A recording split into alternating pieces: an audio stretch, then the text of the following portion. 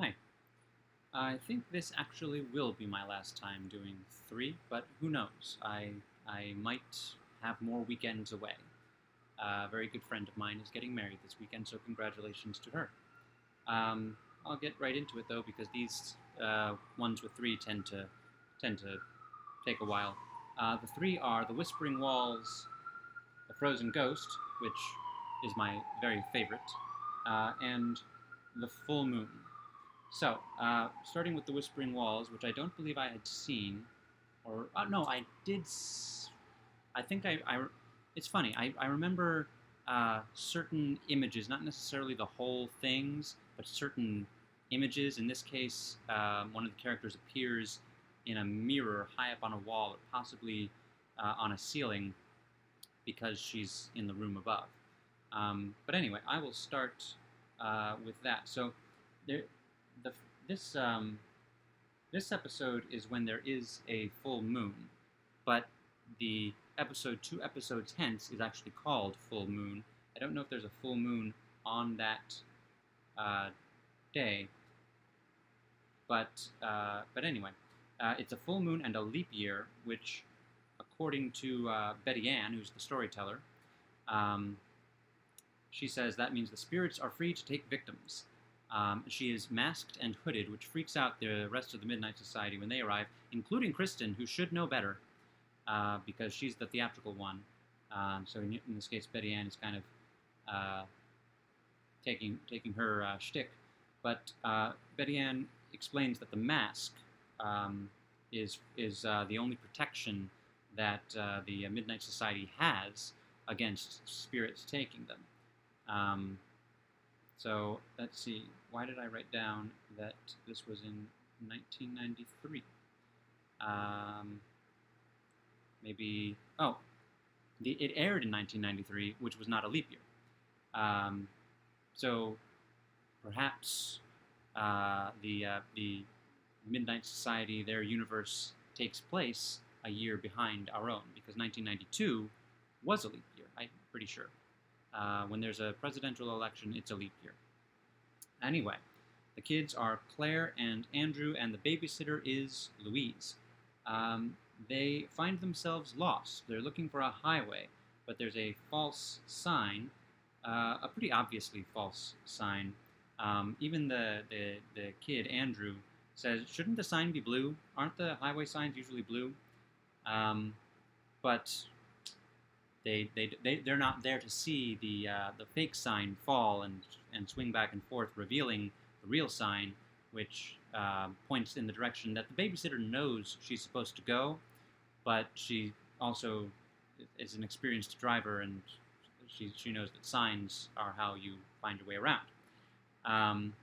So they go to a place called the Whisper Inn, where they ask directions, and of course the very strange Shakespeareanly dressed person they meet there gives them the wrong directions. He says, follow the dirt road. So they follow the dirt road to a giant old brick house. And Louise goes inside to ask for directions. And of course, she's in danger. Just gotta plug in the computer. She goes inside, and then she's in there for a long time, and the kids are like, where is she? So then they go, do they go in? They follow her bickering, and this is a thing that happens by necessity in stories like this, but I always find it very strange that people just walk into houses, whether they're scary or not. But they walk in, and they find a room filled with desserts. And the whole reason that they're out with their babysitters, they're looking for ice cream, and there's ice cream in this room. So they are going to have some ice cream, but one kid picks it up, and then the other kid wants that same ice cream, and I forget which one knocks it over, but they knock it out of their hands, and it seems to burn a hole in the floor. And then the weird guy from the Whisper Inn is seen through the floor looking up at them laughing. And that freaks them out, and they run out of the house. and back to the Whisper Inn, which also doesn't make sense because did they not recognize him? I recognized him. Maybe for kids it's different, but they had just seen him, and he's a memorable sort of character. Um, so they go back to the Whispering Inn to try to the Whisper Inn. It's called the Whispering Walls, but the inn is the Whisper Inn, and the Whispering Walls are in the house, not at the inn. It's a little confusing. They return to the inn, but now it's full. It's got people in it. It's not full, but it's got people in it from different decades. Like there's a woman clearly from the 19th century who talks about her daughter Jane, who was taken by this evil spirit, I guess. Or maybe Jane met a different fate because there's no ghost of Jane. There's a guy who seems to be from the 50s, a couple that looks like they're out of the 20s, and a brush salesman. So I guess that would be the 30s or 40s. But anyway, there's also a recording of the Are You Afraid of the Dark theme song in kind of old-timey, sounded to me like maybe 20s or 30s sort of recording version of the song. And then there's another, in another episode I'm going to talk about, there's the same thing. It's the Are You Afraid of the Dark theme song, but as though it was a 50s song. 50s orchestral piece, I guess. The guests, they talk about Master Raymond, and, we're pretty sure that they say it's Master Raymond's house. The big house is Master Raymond's house, and it's clear who Master Raymond is. It's the tall, weird guy. So they leave the inn, but then they realize they didn't ask something they want to ask. They go back in, and it is now empty again. No ghosts. So they go back to the house, and now the walls are whispering. They're full of voices. Louise calls to them, and they find her in a room, and she's in a rocking chair, or maybe just a regular chair, but she's holding a baby, and but of course it turns out not to be her, and the baby turns out to be a snake. And the kids are bickering this whole time. There's some, I forget, I think it was, they're both annoyed by the other because brother and sister. One of them refers to the other as untalented or useless. It's one of those relationships that's been done over and over again in the Are You Afraid of the Darks? But then, so after they find the fake Louise, they see her in the mirror, as I mentioned. And then they go up to the room where she is. They can't find it because it's behind a wall, not a door. But then the girl, Claire, sees Louise's face in kind of a fixture, a wall fixture with candlesticks sticking out of it. And she grabs the candlesticks and the wall turns, and then she's in the room with the actual Louise, who's kind of trapped in a chair, can't move. And as they're walking through this house, the people that we met at the inn appear in picture frames on the wall, and it reminded me of the Haunted Mansion, not the Eddie Murphy movie, which was 10 years after this episode, but the actual Haunted Mansion at Disney World, which I was fortunate enough to visit right before everything got shut down. And I know it's reopened now, but I'm glad I got in before. Yeah, anyway. Louise is, so they find her, and then eventually Andrew joins his sister and Louise in the room after somehow figuring out that wind has an effect on the house, and he's got a little electronic fan. So he does the wall thing, and then Master Raymond explains his master plan, which is he and the house live as long as they live off the life forces of the people who they trap. But Andrew knows it's a windy day. He knows wind has some kind of effect on the house. He tosses a vase through a window, and wind blows in, and it just kind of blows Master Raymond into dust. And then Louise kind of wakes up. They all run down the stairs, but Master Raymond is down there to block the door magically, and try one more time to get Louise and Claire to stay with him and Come Ghost feed his spirit, whatever.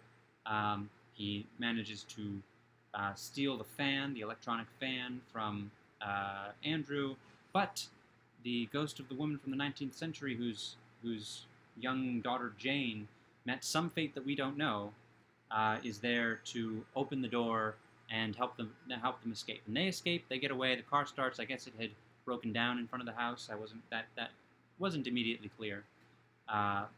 But then another car comes around the corner just as they're leaving and breaks down. The guy gets out. He goes into the house. So we know what might happen to him. He's not going to have anybody. There's nobody else in the car to come in after him. So he's toast.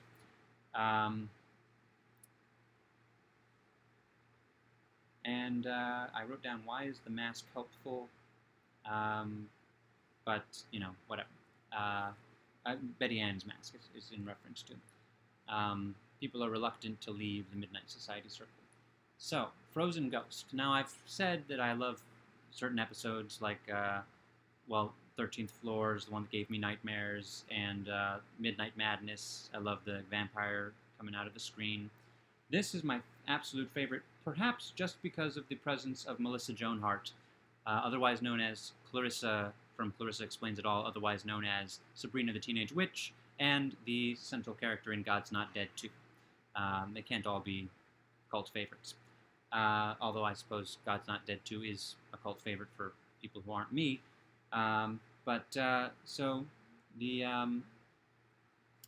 This is a Kristen story, and her theatricality in this particular case is it's a very hot night in the middle of the summer, I guess.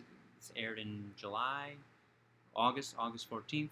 Very hot night, and she is wearing what seems to be a sweater and then a jean jacket over that. Everyone else is sweating. She's moving faster than they are through the woods because she's got the energy, and her whole thing is, by the end of my story, she says, "You'll all have a chill," something like that. So it's not dressing as a hippie or dressing as a corpse bride, but it's something. So her story is, but she is still a human being, and she's wearing all those layers, and it's very hot. So maybe there's something supernatural about her that she's not sweating more than they are. But anyway, Charles is the little rich kid in the story, and Melissa Joan Hart as Daphne is his babysitter, and he has been sent to live temporarily with his aunts. I forget exactly why. Perhaps his parents want to take a rich people vacation, but his babysitter has been sent along with him because the aunts are older, and I guess the parents thought they could use help taking care of him. So Daphne is there. Charles is all bundled up because it's on the cold side, very chilly up where the aunts live. They're going by candlelight because they haven't paid the electric bill apparently in a couple of months. So everything's candlelight, and they have a wood-burning stove, but it's on the fritz, like it doesn't work properly. Let's see. They Melissa Joan Hart has a line when Charles is reluctant to come to the house. She says, "They're your relatives, not a couple of witches," which Sabrina, the teenage witch, of course, lives with her two aunts, who are a couple of witches, literally. But this was before Sabrina, the teenage witch. So that's kind of a fun little detail there. They do the thing, the aunts do the thing where they say, "We just want to be good hosts." One of them says that, and the other says, "Oh, we weren't going to mention that." And then the one says, "Well, I didn't say ghosts, I said hosts," emphasizing, they didn't actually mention ghosts, but now they have mentioned ghosts. And I don't know if they're playing with the kids, but they do seem to know that there's a ghost, and they're pretty confident that the ghost is not dangerous, but the kid doesn't know that the ghost is not dangerous, even though they say, if they're so committed to the fact that there is an actual ghost here, and ghosts are supposed to be scary to children, then they should perhaps have not be so cavalier about it with the little kid. So during his bath, Charles hears, or soon thereafter, hears a voice outside, but he doesn't see anything quite yet. They're having dinner, and they explain why Charles's parents, who are apparently very rich, can't lend the aunts money to pay their bills, so they have electricity. and it's kind of muddled. But I guess the aunts are the siblings of Charles's father, and you know, their father, Charles's grandfather, hired a criminal to work on the farm, which I guess this house is the farm. And Charles's father or whoever didn't approve of that, and so there was a rift in the family. And eventually, apparently, the criminal was arrested, but died before making it to jail. There was a train crash or something. So the criminal did something to get himself arrested. They don't know what, but the grandfather had trusted him, and he betrayed the trust. And apparently, that is why they're that is why the aunts haven't seen Charles since he was a little baby, etc. So Charles dreams that night of being chased by an angry man, and then hiding in a log.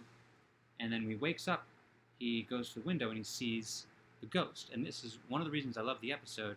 The ghost isn't anywhere near him. The ghost is out the window in the dark, in the middle of the woods, wearing white, light colors, and glowing. So it's all dark, and then there's this little white glowing figure. And I love that image. And he's just saying, "I'm cold," over and over again, but in a very high pitch, like, "I'm cold," just over and over again. Very creepy. I love it. And it's the ghost of a little boy. And the aunts then, the next morning, they explain, "Oh, yes, that's the ghost. He doesn't speak to us, but yes, it's the ghost of a little boy.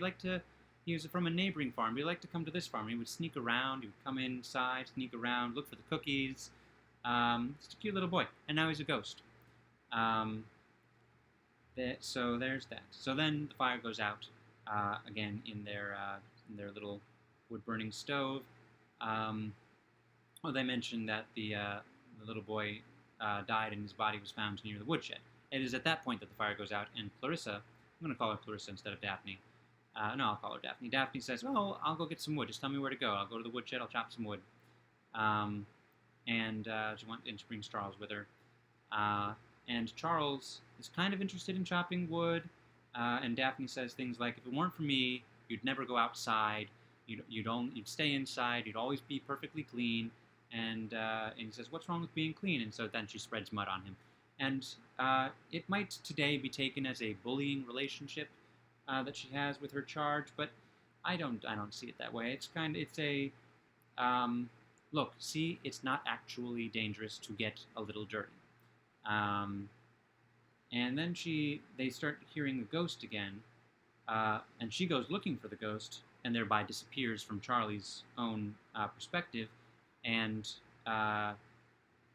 which scares him. And the ghost, of course, comes to him, and it's a fun chase through the woods where he's running from place to place, and the ghost keeps appearing. And this was before CGI could just place someone here, here, here.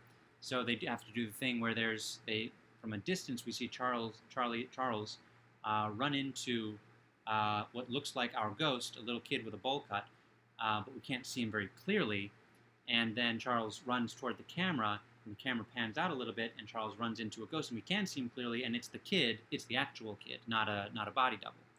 And they do that a couple more times until Charles gets his boots stuck in a giant mud puddle, and then falls forward and gets himself very muddy. And they show it a couple of times, the falling into the mud from a couple of different perspectives. Daphne picks him up, and then the ghost appears to both of them and points to the nearby log. Charles recognizes the log from his dream, pulls out a jacket from which falls a key, and gives the jacket to the ghost, who puts it on, and now he's not cold anymore. And he disappears. He turns into full color, blue shirt, etc., and the jacket is red. And turns out that the key is the latch for the stovepipe, and they open the stovepipe, and gold coins fall out. And that's why it never worked properly. They couldn't open the flute or whatever. But the gold coins fall out, and their money troubles are over. And then, of course, by the end of the story, the Midnight Society, all of them who've been complaining about the heat, are all bundled up. So that's that. The Tale of the Frozen Ghost, which I love for Clarissa, but also for the particularly scary little kid ghost. The Tale of the Full Moon. Again, not a full moon, because the full moon was a couple of episodes ago. But I've already established it's also not the leap year. We don't know how time works in the Are You Afraid of the Dark verse. It is Frank's anniversary, the anniversary of the first story he told, the first episode of Are You Afraid of the Dark, and they have a nice ritual of, on the anniversary of your story, you tell a story, I guess. Makes sense. So his story is about two kids, and I'm looking for their names. Huey is one of them, but he's not the main kid. The main kid is Jed. Okay, and Ellen is Jed's mom. And these two boys are pet detectives. I think Ace Ventura had come out around this time. I'm not positive on that timing. And Jim is the main one. He wants to buy a dog, which is why he's overcharging. Now, Jim has a single earring, and we first meet him, he's wearing a pink shirt. His friend Huey, we see him at some point just luxuriating in a bubble bath while he's talking on the phone with Jim about, I think at that point they're talking about werewolves or something. And it's not stated, but I think that these kids, that these boys are coded as, in early 90s coding, as a gay couple. I'm not positive about that. That's just how it read to me. I also see Pete Postlethwaite's character in The Lost World, Jurassic Park, and his companion, his hunting companion. I also see them, even though it's never stated. I'm pretty sure they are a gay couple as well. It was the 90s, couldn't necessarily say it out loud, but I'm pretty sure that's what's going on here. Because that's how I was introduced to the concept of a single earring, is that it was how gay men could identify each other. It was code. But I'm not saying that definitively. I'm just saying that's how I read it. So we meet these two pet detectives. They're looking for a cat named Misty, which leads Jim, and they look for the cat for a long time. And I said to the malevolent supernatural force I live with, the writer's room, how are we going to kill some time in this episode? We don't have a lot of stuff to do. Have them look for the cat for 10 minutes. And that's what it felt like. Jim eventually finds his way around to the house across the street from his, where he starts to see evidence of the cat, including, I guess, the collar. He again sneaks into the house, but I think this is after he has seen the guy, the guy who lives there, has opened his fridge. There's a ton of raw meat. He has taken some of that raw meat out, added raw egg to it, and maybe some spices, maybe some pepper. And I don't think we see him eat it, but then he gets a call. He goes away, and Jim decides to investigate the raw meat in the fridge, and is almost caught by the guy who hangs up the phone because he hears something in his kitchen. And Jim just gets away, but he's pretty sure the raw meat is the cat and other neighborhood pets who have disappeared recently. We are faced with the question: is this guy killing the neighborhood pets? He is new to the neighborhood. It's a new neighbor thing. So Jim sets up a camera in his bedroom, by which he sees the guy that he saw earlier turn into a werewolf. He captures it on camera, but of course the camera didn't actually record it because werewolves, like vampires, they can't necessarily be captured. That might have been something that's made up. I mean, werewolves were made up for the original Wolfman movie, at least the traditional thing that we today think of as werewolves. So you can make up whatever you want, is what I'm saying. People make up things about werewolves, vampires, all these things because they aren't real. They are fantasy, so you can make up whatever you want about them. So I don't know if werewolves are like vampires in the you can't capture them on. I mean, that wasn't necessarily a concern back in the 19th century, whether or not to capture them on pictures, but you couldn't see vampires in mirrors, for instance. And his mom refers to him because he sees the transformation. He calls his mom, tries to show her on the video, and that's how we know that it didn't record. she refers to him as Spielberg, who I don't think he's made a werewolf or a vampire movie, but it would be great if he did. Huey so Huey is apparently a more of a researching type of character, and he has this big book on werewolves, and he says werewolves need fresh meat, which is again something that in all of the werewolf stuff that I've seen, I've never heard. Werewolves, of course, will go after. They are vicious predators. They will kill and eat. But the thing about werewolves is famously they don't eat you. They bite you once, and then you become a werewolf. So the idea that they need fresh meat is then used as a, well, but don't they also eat kids? Because he says they need fresh meat, so they eat small animals. I've never known a werewolf to be particularly interested in small animals in all the werewolf stuff that I've seen, but that's how you get to or kids, which is how the kids are in danger from a werewolf. It's a kids show starring kids. And this is when we see, after this is when we hear the 50s-ish version of the theme song. I guess Jed's mother, Ellen, is kind of into the 50s as a 50s motif. She dresses like a 50s housewife in the scene for her date with, I think the guy's name is Jim, the guy from across the street, who Jed recognizes. And he's trying the whole time to get him to, admit that he's a werewolf. And one of the things he does is stab him with a fork, which is a silver fork, but he stabs him with it, so of course it hurts. So it's not a definitive you're a werewolf just because it hurt you to be stabbed by the fork. If he had lightly nudged him with the fork and it had hurt, that would have been a thing. But his mother eventually, either his mother tells him to go to his room or he just stomps off, and she has dinner with the werewolf and then says, your dinner's in the Kelvinator, which sounds like it's kind of a microwave thing. Kelvin is a measure of heat, so it sounds like it's something that would heat up. Sounds like a 50s thing. And the neighborhood looks kind of like the closest thing they could get to the neighborhood from Edward Scissorhands, and she looks like a character from Edward Scissorhands. One of the gossipy women in Edward Scissorhands. So the kids sneak into the house. Again, they sneak into the house, and they discover that the guy who was eating with at Ellen's house on a date with Ellen has a twin. And earlier in the episode, it had been established that Jed has a dog whistle, just for future reference. It's because this is where it comes back. They discover he has a twin just as the twin shows up, or they don't know that it's the twin, but the werewolf shows up and starts chasing them, and they end up in the werewolf's bedroom.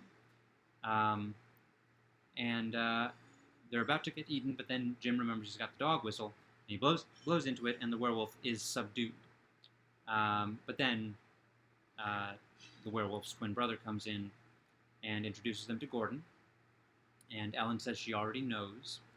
And someone says, everybody tells me, I forget what the line, I wrote down everybody tells me. It's the sort of line, I wrote it down because it's a classic type of line, the everybody tells me line.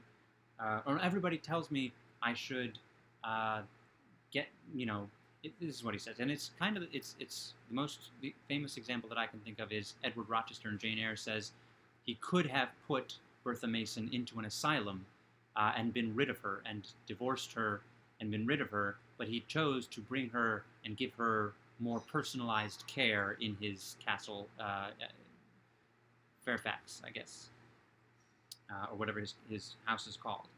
And that is what the twin brother says about his werewolf brother. He says, everybody tells me I should put him somewhere else and not have to deal with him myself. But and this is a great sort of thing.